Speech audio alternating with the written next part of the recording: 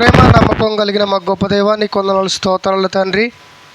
గడిచిన దినాలంతట్లో నైనా మమ్మల్ని క్షేమంగా కాపాడి ఈ ఉదయకాల సమయంలో నా తండ్రి నీ పిల్లలతో కలిసి మరి నీ మాటలు వినే భాగ్యాన్ని ప్రసాదించిన నీ కొందనాలు స్తోత్రాలు తండ్రి. మదిగో నాయన నీ పిల్లలకు నీ వాక్యాన్ని చెబుతుండగా సమయోచితమైన జ్ఞానాన్ని నాకు దయచేయండి. వింటున్న నీ పిల్లలు వారి యొక్క మనోన్నతం వెలిగించమని ప్రభువైన యేసుక్రీస్తు నామములో ప్రార్థనకు సమర్పించుకున్నాం తండ్రి, ఆమేన్. కూడి వచ్చిన మీకు ప్రభువైన యేసుక్రీస్తు నామములో మరి వందనాలు శుభమాలు తెలియజేస్తున్నాను. ప్రియమైన దేవుని వాళ్ళరా, మరి ఈరోజు మరి ఒక మంచి పాఠాన్ని మనం ధ్యానించుకోబోతున్నాము. అందరూ మరి శ్రద్ధగా వినవలసిందిగా మీకు తెలియజేస్తున్నాను. ఏమండి, అవమానాన్ని భరించేది మనిషా దేవుడా? ఏమండి, అవమానం అనగా మనందరికీ తెలుసు.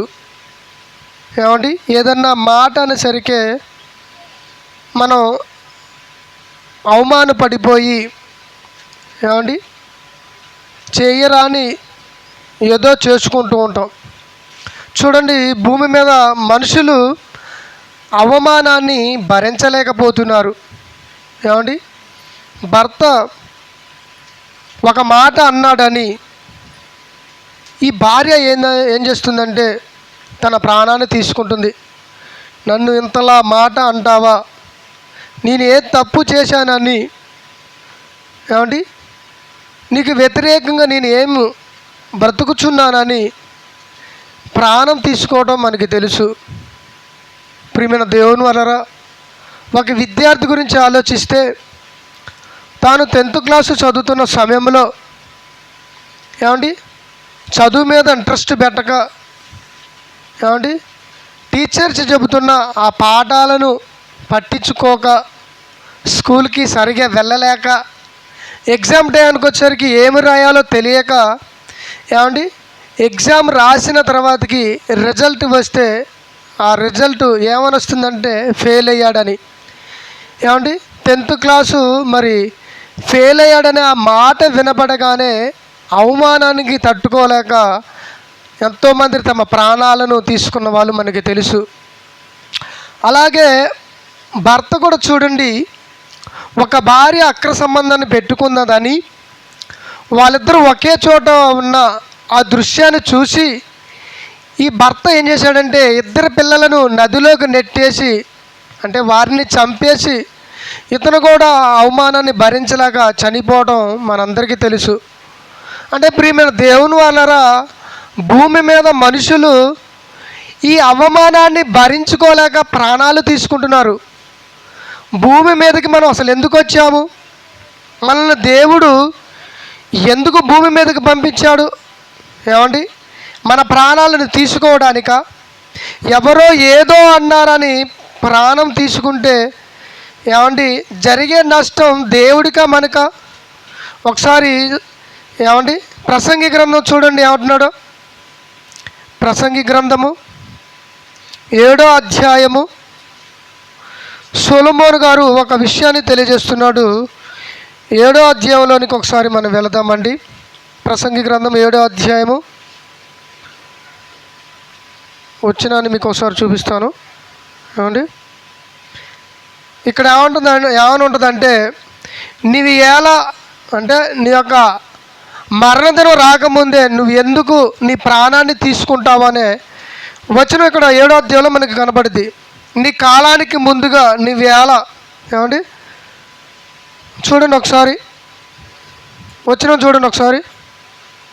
ఏమండి 14 వచ్చినానా ఒకసారి చూడండి.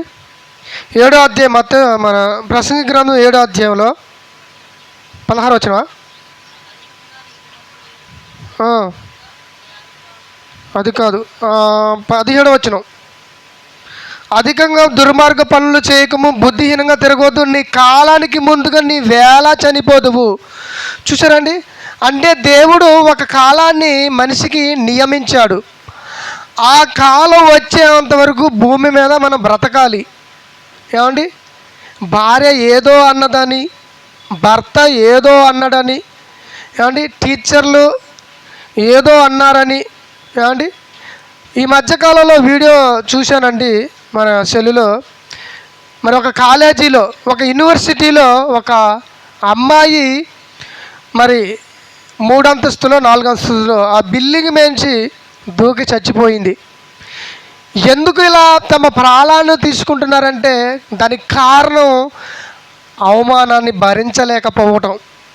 ప్రియమైన దేవుని వలన ఈ అవమానాన్ని మనుషులు భరించలేరు, కానీ దేవుడు మాత్రం ఎలా భరించాడో ఒకసారి బైబిల్ గ్రంథం నుంచి ఒక్కొక్కటి చూస్తే మనకు ఆశ్చర్యం కలిగిద్ది. చూడండి ఒకసారి యోహాను సువార్త 19వ అధ్యాయం 1వ వచనం చూడండి. ఒకసారి యోహాను సువార్త 19వ అధ్యాయము 1వ వచనం. మత్తయి సువార్త యోహాను సువార్త క్షమించండి, యోహాను సువార్త 19వ అధ్యాయం 1వ వచనం. అప్పుడు పిలాతు యేసును పట్టుకొని ఆయనను కొరడాలతో కొట్టించెను. సైనికులు ముళ్ళ కిరీటమును అల్లి ఆయన తల మీద పెట్టి ఓదారంగ వస్త్రమును ఆయనకు తొడిగించి ఆయన వద్దకు వచ్చి యూదుల రాజా శుభమని చెప్పి ఆయనను అరచేతులతో కొట్టి పిలాతు మరల వెలుపులకు తీసుకువచ్చి, ఇదిగో ఏనంది ఏ దోషము నాకు కనపడదని మీకు తెలియనట్లు ఈయనను మీ యొద్దకు వెలుపులకు తీసుకుని వచ్చుచున్నాను వారితో నేను. చూసారండి, యేసుక్రీస్తుకి అవమానం జరుగుతుంది. ఇంతకీ ఆయన ఏం తప్పు చేశాడు?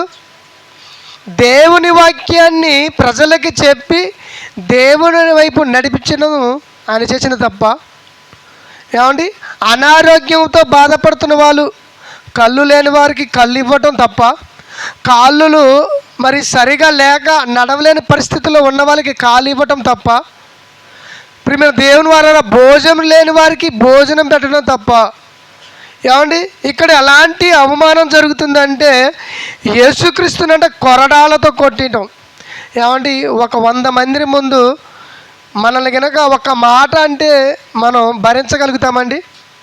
ఇంతమంది ముందు నన్ను అవమానిస్తావా, ఇంత పెద్ద మాట అంటావా అని మనం ఎదురుదాడి చేస్తామా లేదా? కానీ ప్రియమైన దేవుని వలన యేసుక్రీస్తును ఏకంగా కొరడాలతో కొడుతున్నప్పుడు ఆయన అనాలి కదా, నన్ను ఎందుకు కొడుతున్నారు, నేను ఏ తప్పు చేశానని యేసుక్రీస్తు ప్రశ్నించాడంటే ప్రశ్నించలేదు. మరి ఆయన ఎందుకు కొరడ దెబ్బలు తినాలి? ఎవరి కోసమండి? ప్రియమైన దేవుని వలన యేసుప్రభువారు అంత అవమానాన్ని భరించింది గల కారణం ఎవరి కోసం అంటే మన కోసమే. మనం పరలోకానికి వెళ్ళాలని, మనం దేవుని నమ్ముకోవాలని, మనం పాతాళ లోకం నుంచి తప్పించబడాలని ఆయన అవమానాన్ని పొందుకుంటున్నాడు. అంటే ప్రియమైన దేవుని వలన మనుషులేమో ఒక మాట అంటే పడలేని మనము, కానీ యేసుక్రీస్తుని ఏకంగా కొరడాలతో కొడుతుంటే ఆ బాధ ఎలా ఉంటుందో మనకేమైనా తెలుసా అంటే తెలియదు. ఏమంటే ఇంకేమని చేస్తున్నారంటే, ఏమంటే ప్రియమైన దేవుని వలన ముళ్ళ కిరీటం అంటే ఎంత అవమానంగా కాదండి.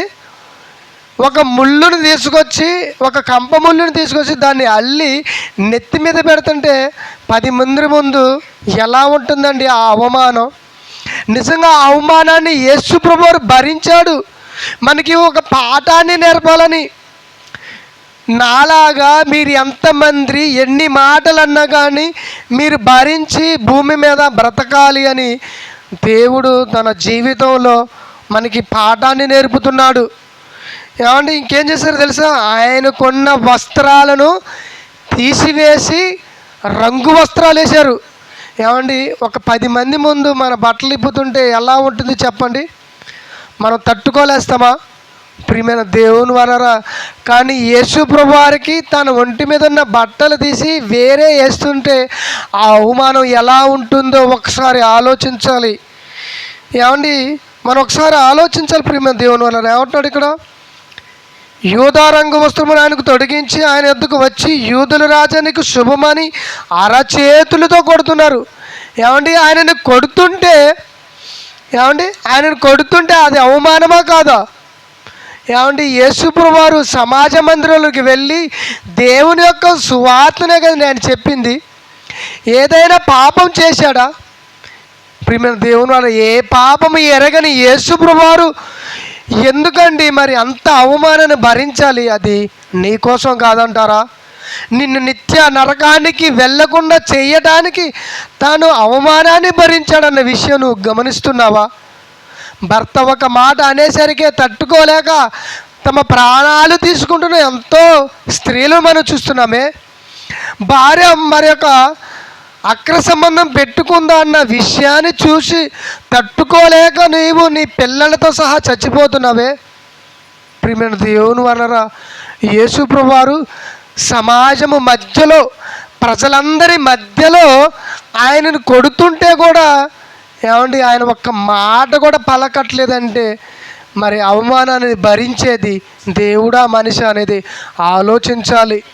మనం నిజంగా అలాగా అవమానాన్ని భరించగలుగుతున్నామా? యేసుక్రీస్తు లాంటి సహనం కలిగి భూమి మీద బ్రతకగలుగుతున్నామా?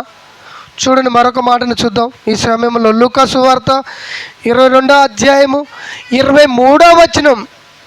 లూకా సువార్త ఏమండి 22వ అధ్యాయము 63వ వచనం. అక్కడ చూడండి ఎలాంటి అవమానం జరుగుతుందో. యేసు ప్రభువారికి యేసును పట్టుకొని మనుషులు ఆయనను, మంచిగా చదవండి, లూకా సువార్త 23వ అధ్యాయము 63వ వచనం. మంచిగా చదవాలి, అర్థమయ్యేటట్టుగా చదవండి, లైవ్లో వెళ్తుంది కదా. యేసును పట్టుకొని మనుషులు ఆయన అపహాసం చేస్తున్నారంట. చూసారా అండి? మనం కూడా అప్పుడప్పుడు స్త్రీలు ఎటన్నా ప్రయాణం చేస్తూ వెళ్తున్నప్పుడు అపహాసం చేస్తామా లేదండి? చాలామంది ఏమండి మరి కాలేజీలో కూడా చూడండి ఏమండి స్త్రీలను చూసి, అమ్మాయిలను చూసి ఈ అబ్బాయిలు ఎంత అవమానకరమైన మాటలు, హెచ్చడి మాటలు, అపహాసం చేసే మాటలు అంటున్నప్పుడు ఆ మాటలు విన్న స్త్రీలు అవమానాన్ని తట్టుకోలేక ఎంతోమంది తమ ప్రాణాలను కోల్పోయిన వాళ్ళు మనకి తెలుసు. కానీ ఇక్కడ యేసుప్రభువారు ఏం చేస్తున్నారంట?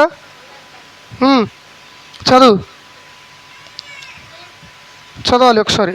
63 వచనం. ఆయన ముఖాన్ని మీద కప్పి, నిన్ను కొట్టినవాడెవడో ప్రవచించుమని ఆయనను అడిగిరి.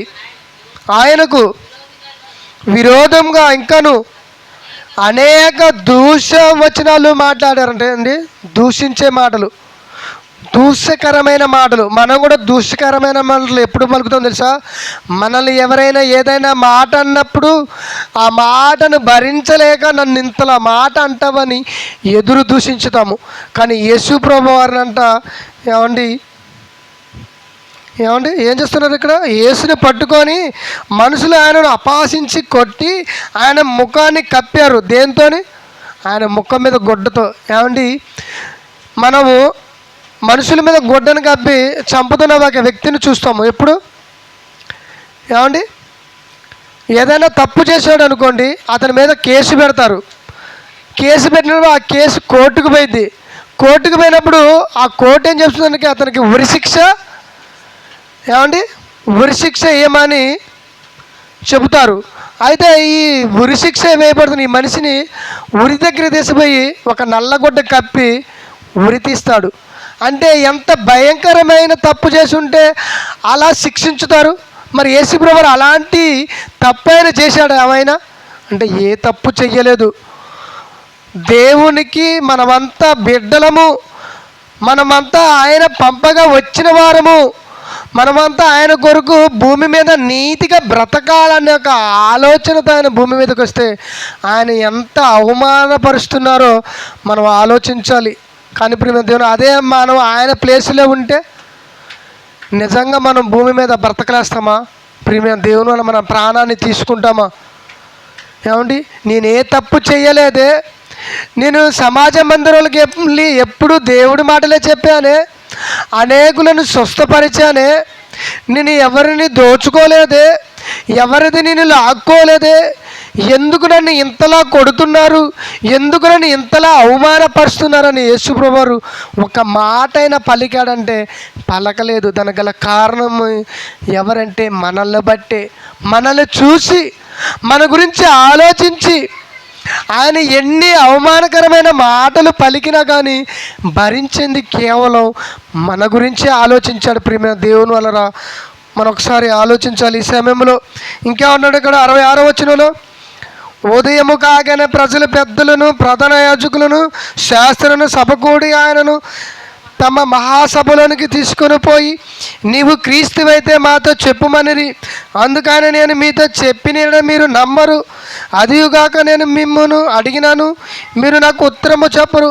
ఇది మొదలుకొని మనిషి కుమారుడు మహత్యము గల దేవుని కుడిపార్చిన ఆసీనుడుగా నేను వారితో చెప్పాను.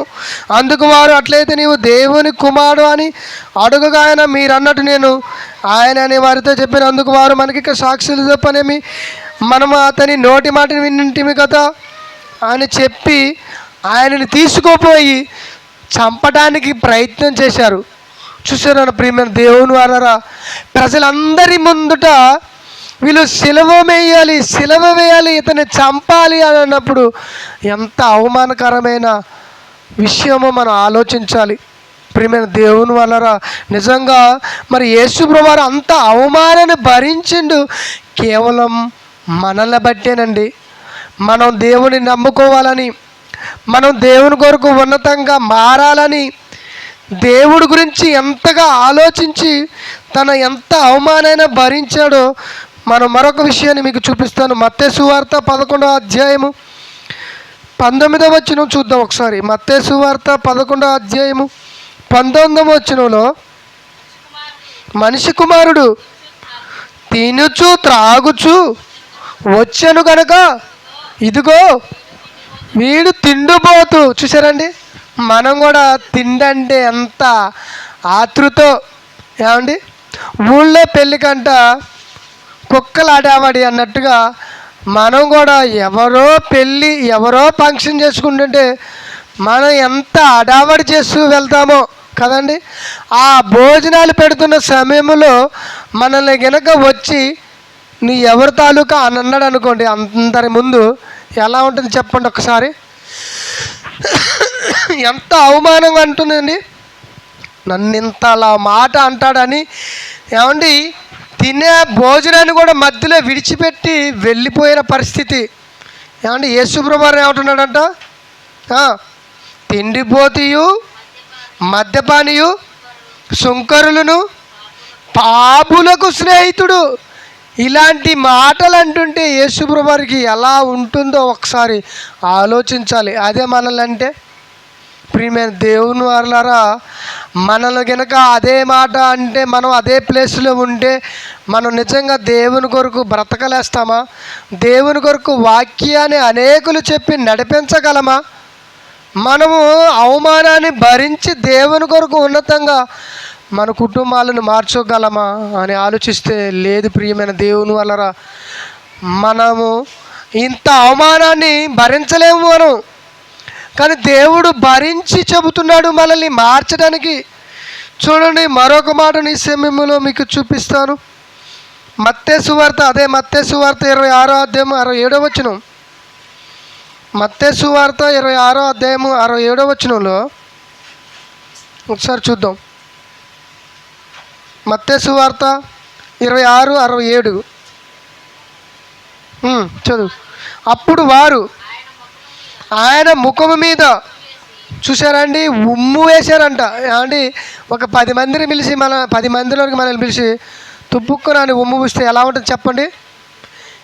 ఏమండి ఒకసారి ఇటు చూడాలి. ఒకవేళ కనుక మనల్నే ఒక 10 మంది ముందు పిలిచి మన ముఖం మీద ఊస్తే మన పరిస్థితి ఎలా ఉంటుందో ఆలోచించాలి. ఏమండి యేసుప్రభువారి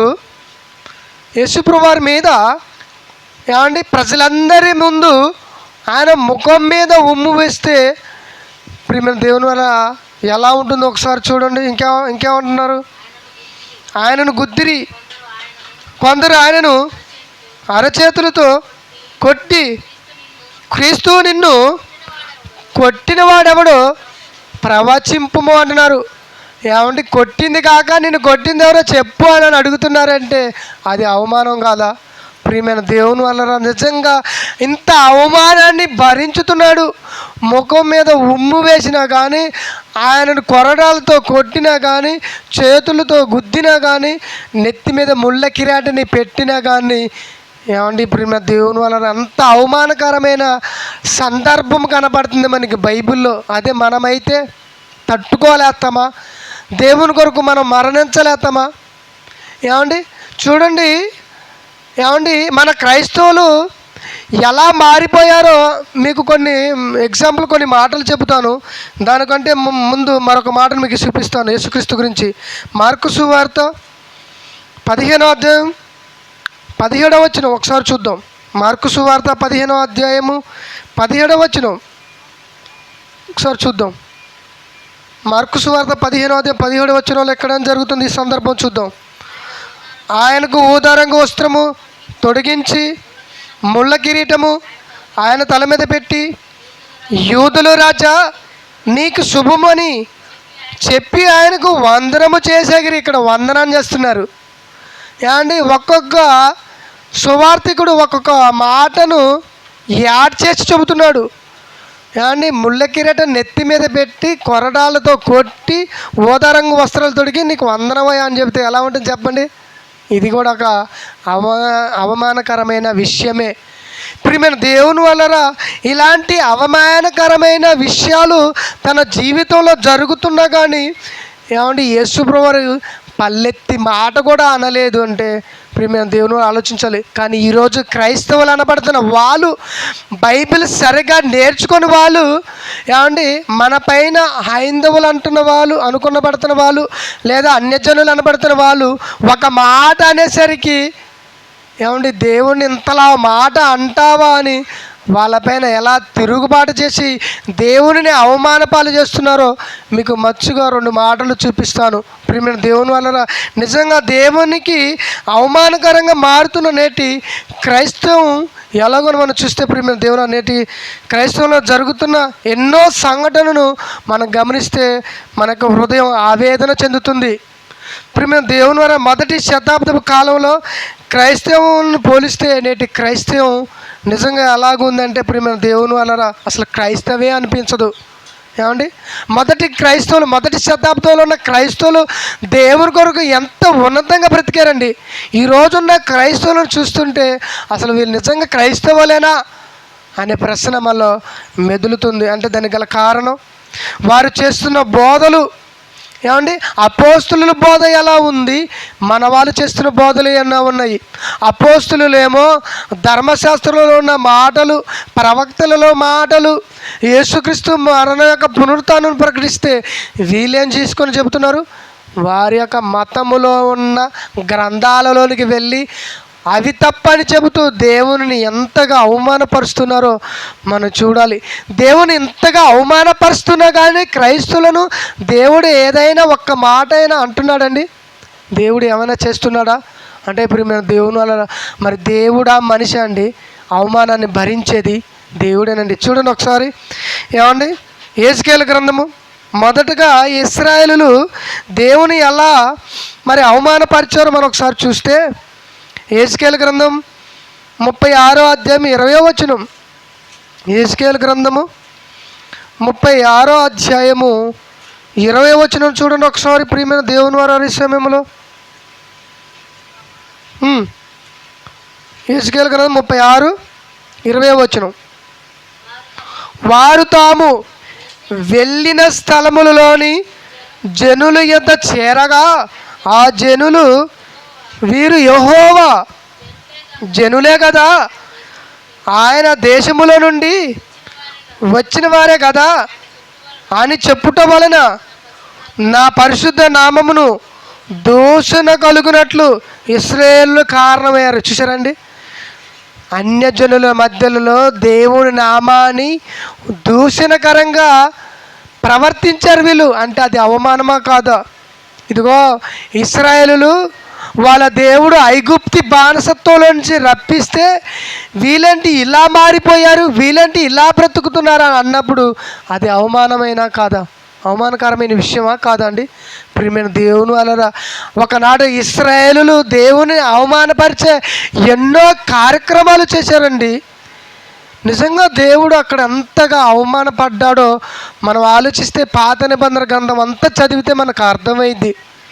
ఏమండి, మోషే గారిని పుట్టించి ఐగుప్తి బానిసత్వంలో నుంచి 40 ఏళ్ళు అరణ్యంలో నుంచి ప్రయాణం చేసుకుంటూ ప్రతి విషయంలో వాళ్ళని ఎంత జాగ్రత్తగా కాపాడాడో ఒకసారి మనం ఆలోచిస్తే సమయంలో ప్రియమైన దేవుని వలన నిజంగా మరి గుండెలు అవిసిపోతాయి. ఆయన చేసిన ఎన్నో అద్భుత కార్యాలు.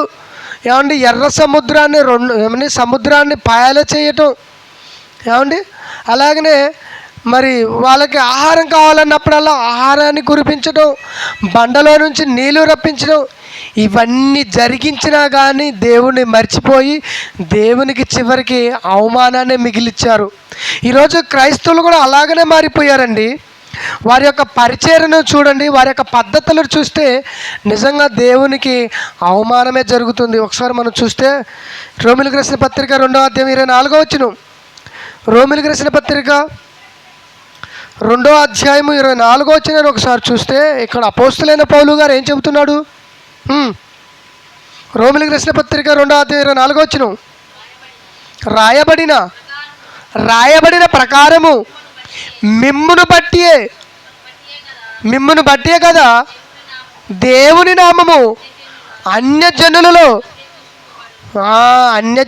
ఏమవుతుందంట? దూషింపబడుతుంది. ఎవరి వల్ల? ఈరోజు క్రైస్తవుల వలనే, నామకార్థ బోధకుల వలనే, నామకార్థ విశ్వాసుల వలనే దేవుని నామానికి అవమానం జరుగుతుంది. ప్రియమైన దేవుని వలన మిమ్మల్ని బట్టే కదా దేవుని నామానికి దూషణ కలుగుతుందని బాధతో వస్తున్నాడా, సంతోషంతో వస్తున్నాడా? ఈరోజు వారు చేసే ప్రసంగాలే కానీ, వారు చేసే బోధన విధానం కానీ, వాళ్ళు బ్రతికే తీరును కానీ నిజంగా ప్రియమైన దేవుని వలన దేవునికి ఎంత అవమానమో మన యూట్యూబ్లో ఒకసారి ఓపెన్ చూస్తే చూడండి. వాళ్ళతో డిబేట్లు, ఏమండి, అన్యజనుల యొద్దకు ఈ క్రైస్తవులు అనబడుతున్న వారు, బోధకులు అనబడుతున్న వారు, ఏమండి, డిబేట్లు పెట్టుకొని వాళ్ళ గ్రంథాన్ని గురించి వీళ్ళు మాట్లాడుతున్నారు. క్రైస్తవుల గ్రంథాన్ని గురించి అన్యజనులు మాట్లాడటం చూడండి, ఎంత అవమానకరమే కాదండి? దేవుని ఎంత అవమానపరుస్తున్నారంటే నేటి క్రైస్తవ బోధకులను చెప్పుకుంటున్న వాళ్ళు నిజంగా ప్రియమైన దేవుని అవి చూస్తుంటే దేవుడు ఎంతగా బాధపడిపోతున్నాడో పరలోకన కన్న తండ్రి అని. ఎంత ఏమన్నా ఇంది జ్ఞానం ఉందండి వాళ్ళకి? ఇంగిత జ్ఞానం ఉందంటారా? ప్రియమైన దేవుని వారు ఆలోచించండి. లేదండి, ప్రియమైన దేవుని వారు అలా ఆలోచించాలి. మరి మన జీవితంలో మన భక్తి ప్రవర్తన చూసి దేవుడేమో అన్యజనుల మధ్య దూషింపబడుతున్నాడు మన ద్వారాగైనా. మనమేమో దేవుని అవమానపరిచే విధంగా మన ప్రవర్తన ఉందేమో ఒకసారి ఆలోచించుకోవాలి. మన జీవితాన్ని దేవుడు పరీక్షించుతున్నాడు. అన్యజనులు అన్నవాళ్ళు లేదా దేవుని నమ్మని వారు, మన చుట్టుపక్కల ఉన్నవాళ్ళు మన బ్రతుకు తీరుని చూసి ఏమండి అవమానకరమైన మాటలను పలుకుతున్నారేమో. వీడంట దేవుని నమ్ముకున్నాడు, రక్షణ పొందాడు, బాప్తిసం పొందుకున్నాడు, ఏంటి చెడ్డ కార్యాలు చేస్తున్నాడు అని అన్నప్పుడు దేవునికి అవమానం కాదా? మన విషయంలో ఆలోచించాలి. ప్రియమైన దేవుని వలన మన బ్రతుకు తీరిని దేవుడు చూస్తున్నాడు. మన మధ్య ఉన్న ప్రజలు చూస్తున్నారు. ఏమండి, మన ప్రవర్తన తీరును, మన మాట తీరును వాళ్ళు చూసినప్పుడు దేవునికి అది అవమానమా కాదా? ఒకసారి ఆలోచించాలి. ప్రియమైన దేవుని వలన మన ప్రవర్తన కూడా అలా ఉంటే, దేవుడు బాధ పెట్టే విధంగా మనం కూడా ప్రవర్తించితే భూమి మీద మనం దేవుని నమ్ముకొని ఏం సుఖం చెప్పండి? ప్రియమైన దేవుని వలన దేవుని అవమానపరిచే విధంగా మనం బ్రతకకూడదు. ఆల్రెడీ చాలామంది క్రైస్తవులు అనబడుతున్న వాళ్ళు దేవుని అవమానపరిచే ఎన్నో ఏమండి మరి ఛానళ్ళను పెట్టుకొని ఎన్నో డిబేట్ల పేరుతో ఎన్నో మరి వీడియోల ద్వారా దేవుని అవమానపరుస్తున్నారు, బాధపరుస్తున్నారే కానీ దేవుని ఎక్కడ సంతోషపెట్టే విధంగా వాళ్ళు మాట్లాడలేకపోతున్నారు. ప్రియమైన దేవుని వారు ఆలోచించాలి.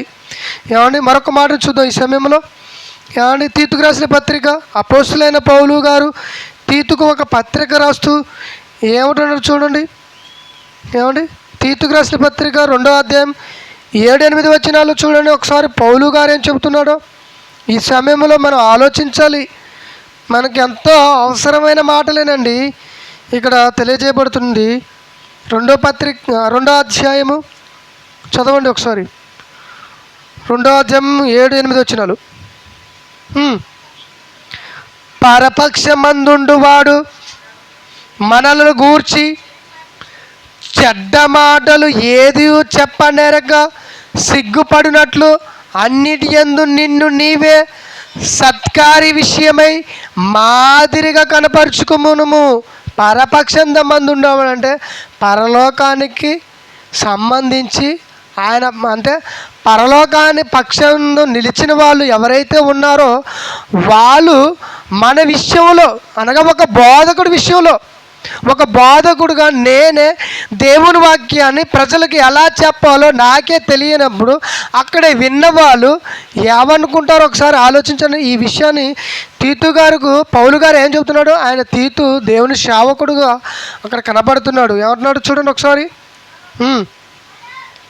ఒకసారి చదువు. పరపక్షమందుండువాడు మనను గురించి చెడ్డ మాట ఏది చెప్పనరక సిగ్గుపడినట్లు అన్నిటి యందు నిన్ను నీవే సత్కారి విషయమే మాదిరిగా కనపరుచుకుము. నీ ఉపదేశము మోసము లేది గాను మన్యమైది గాను నిరపేక్షణమై హితవాక్యముతో కూడినదిగా ఉండవలెను. మన బోధ అంట మోసం చేసేవారిగా ఉండకూడదు. చాలామంది చూడండి, వారి బోధలో మోసమే ఉంటుంది. ఏంటి ఆ మోసం అంటే, దేవుని నమ్ముకోండి, యేసుప్రభు వారిని నమ్ముకోండి, మీ రోగాలు పోతాయి, అది మోసం కాదంటారా? దేవుని నమ్ముకోండి, మీకు పిల్లలు కలుగుతారు, అది మోసం కాదంటారా? అంటే ఇలాంటి మోసకరమైన ఎన్నో బోధలు చేసి దేవుని అవమానపరచట్లేదా? ఏమండి, రోగాలు తీస్తామని చెప్పి దేవుని నమ్మిస్తున్నప్పుడు ఏమండి మరి అన్యజనులు అనబడుతున్న వాళ్ళు ఎంతోమందిని మన బైబిల్ని నమ్ముకున్న బైబిల్ని చదువుతూ ఎదురుకొసినేస్తున్నారు. నువ్వు నిజంగా మరి రోగాలు తీసేవాడైతే నీకు ఒక ఛాలెంజ్ చేస్తున్నాను. ఏంటంటే, ఇదిగో చనిపోయిన కోడిని నీ దగ్గరకు తీసుకొస్తాను, దాన్ని బ్రతికించు అన్నప్పుడు ఆయన మాట్లాడగలడు? బ్రతికించగలడా? యేసుక్రీస్తు ఒకనాడు ఆయన బ్రతికించాడు, చనిపోయిన లాజరును లేపాడు. ఏమండి, దేవుడు అనుకుంటే అది ఆయన చేయగలడు, కానీ మనం చేయలేము. ఏమండి, ఇలాంటి మాటలు చెప్పి దేవుని వైపు నడిపించాలా? అవసరం లేదు. ఇలా చెప్పాల్సిన అవసరం లేదు. మీరు ఏమని చెప్పాలి? ఇందాక ఏమని చెప్పాలని చెప్పిండు జయశాలి గారు? మారు మనిషి విషయమై సువార్తను ప్రకటించనని చెప్పాలి, కానీ తప్ప దేవుని నమ్ముకొని మీ రోగాలు పోతాయి, దేవుని నమ్ముకొని మీ అవసరాలు తీరుతాయి, ఇలాంటి మాటలు చెప్పి దేవుళ్ళు నడిపిస్తున్న సమయంలో కొంతమంది దేవుని నమ్మని వాళ్ళు ఏమంటే ఎదురు క్వశ్చన్ వేసినప్పుడు ఏం చెప్పలేకపోయినప్పుడు అది అవమానమే కాదా? ప్రియమైన దేవుని వల్ల అవమానం జరుగుతుంది. దేవుని నామానికి అవమానాన్ని తీసుకొచ్చేది ఎవరో కాదు, మనమే. క్రైస్తవులు అనబడతారు మనమే. ఒకనాడు ఇశ్రాయేలులు దేవుని అవమానపరిస్తే ఈరోజు క్రైస్తవులు అనబడతారు మనము. దేవుని నామానికి అవమానాన్ని తీసుకొస్తున్నామా, లేదా దేవుని నామానికి ఘనత తీసుకొస్తున్నామా? ఆలోచించాలి. ప్రియమైన దేవుని వల్ల మన ప్రవర్తన తీరును చూస్తారు, కానీ మన మాట తీరును చూస్తారు, మన ఆలోచన తీరును చూస్తారు. కాబట్టి ప్రియమైన దేవుని వల్ల మనం ప్రజల మధ్యలో ఉన్నాము. మనం ఎక్కడో అడవిలో బ్రతకలేదు. మనం ఏది పడితే అది మాట్లాడటానికి, ఏది పడితే అది చూడటానికి, ఏది పడితే అది వినటానికి. ప్రియమైన దేవుని వల్ల ఆలోచించాలి. దేవుని నామానికి అవమానం వస్తున్నా కానీ దేవుడు భరించుతున్నాడు, కానీ మనుషులమైన మనం భరించగలుగుతున్నామా? భర్త ఒక మాట అంటే భరించలేని ఆడవాళ్ళు ఎంతోమంది. ఏమండి, మరి భార్య ఏదైనా అంటే భరించలేని భర్తలు. ఏమండి, తల్లిదండ్రులు ఒక మాట అంటే భరించలేని పిల్లలు కూడా ఎంతోమంది ఆత్మహత్య చేసుకున్న వాళ్ళు చాలామంది మనకు కనపడుతున్నారు. అంటే ప్రియమైన దేవుని అవమానాన్ని భరించేది ఎవరు? దేవుడేనండి. ప్రియమైన దేవుని వలన దేవుడు ఒక్కడే అవమానాన్ని భరించి నా పిల్లలైన క్రైస్తవులు అనబడుతున్న వాళ్ళు ఏమంటే అన్యజనుల మధ్య నన్ను ఎంత అవమానపరిచినా కానీ వాళ్ళని ఎప్పటికైనా నేను మార్చాలని ఒక సదుద్దేశంతోనేనండి నిజంగా దేవుడు మరి బైబిల్ యూనివర్సిటీని పుట్టించి వాళ్ళ ద్వారా అనేకమైన సత్యాలను బయటికి వెలికి తీసి మనల్ని మార్చాలని ఎన్నో ప్రయత్నాలు జరుగుతున్నాయి. ప్రియమైన దేవుని వలన ఆలోచించాలి. మన దేవుని అవమానపరుస్తున్నామా లేదా ఘనపరుస్తున్నామా? ఒకసారి ఆలోచించాలి. మనల్ని బట్టి దేవుడు అవమాన పొందుతున్నాడా? మనల్ని బట్టి దేవుడు ఘనత పొందుకుంటున్నాడా? మనల్ని బట్టి దేవుడు బాధపడుతున్నాడా, సంతోషపడుతున్నాడా? ఆలోచించుకోవాలి ఈ సమయంలో. కాబట్టి ఇప్పుడు మేము దేవుని వలన ఈ సమయంలో మీరు మరి ఆలోచించుకోవాల్సిందిగా తెలియజేస్తూ ఈ నా మాటలు ముగిస్తున్నాను. కళ్ళు మూసుకున్నది ప్రార్థన చేసుకుందాం. ప్రార్థన. ప్రేమ నమ్మకం కలిగిన మా గొప్ప దైవానికి వందనాలు, స్తోత్రాలు తండ్రి. మరి నేను ఇప్పటి వరకు నీ పిల్లలకు కొన్ని మాటలు తెలియజేసాను తండ్రి. నిజంగా నాయన, అన్యజనుల మధ్య నీ నామాన్ని మేము గనక తండ్రి అవమానపరిచే విధంలో ఉంటే, ఆ స్థితిలో ఉంటే దయతో మమ్మల్ని క్షమించండి. మిమ్మల్ని గొప్ప చేయాలనే ఒక సదుద్దేశంతో నీకు నీ పిల్లలకి ఈ మాటలు చెప్పాను. ఎందరైతే నీ పిల్లలు నీ మాటలు వింటున్నారు తండ్రి, మరి తమ జీవితాలలో ఎన్నో అవమానకర విషయాలు ఎదుర్కొంటున్న సమయంలో వారు తమ ప్రాణాలను తీసుకోకుండా ఉండుటాకే ఈ మాటలు తెలియజేశాను. విన్న మాటలు తమ హృదయంలో ఫలింపజేయమని, నిజంగా నా తండ్రి నీ కుమారుడు యేసుపు వారును ఎన్ని అవమానకర విషయాలు జరిగించినా కానీ నీ కుమారుడు నిలబడి నా తండ్రి మమ్మల్ని మరి నీ వైపు నడిపించడానికి సెలవులో తన ప్రాణాన్ని త్యాగం చేశాడు. మేము కూడా మమ్మల్ని నా తండ్రి ఎన్నో అవమానకరమైన మాటలు పలికినా కానీ తండ్రి వాటిని భరిస్తూ అనేకులు నీ వైపు నడిపించగలిగే భాగ్యాన్ని ప్రసాదించమని యేసుక్రీస్తు నామములో ప్రార్థనకు సమర్పించుకున్నాం తండ్రి. ఆమీన్.